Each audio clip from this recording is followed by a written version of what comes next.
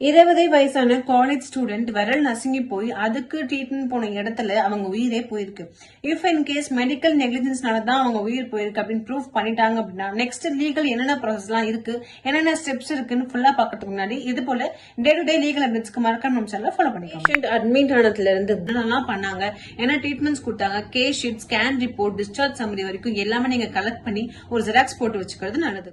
Right to postmortem, அதாவது if in case டெத்ல உங்களுக்கு சந்தேகம் இருக்கு அப்படின்ற பட்சத்துல ஒரு கவர்மெண்ட் ஹாஸ்பிட்டல்ல நீங்க போயிட்டு போஸ்ட்மார்ட்டம் பண்ணக்கூடிய உரிமையை வந்துட்டு உங்களுக்கு நெக்லிஜென்ஸால மட்டும்தான் உயிர் போயிருக்கு அப்படின்ற பட்சத்துல பக்கத்துல இருக்கிற போலீஸ் ஸ்டேஷன்ல போயிட்டு கம்ப்ளைண்ட் கொடுக்கலாம்.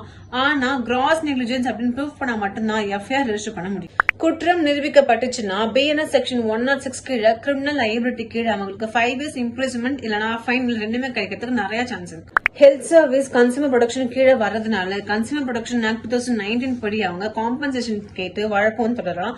அப்படி இல்ல அப்படின்னா சிவில் கோர்ட்ல தனியா வழக்கு தொடர்றதுக்கு அவங்களுக்கு முழு உரிமை இருக்கு. நஷ்டீடு கேட்டு நம்ம வழக்கு தொடர்ந்தாலும் அதுக்கான காம்பன்சேஷன் நமக்கு கிடைச்சாலும் அது அந்த உயிருக்கு ஈடாகாது.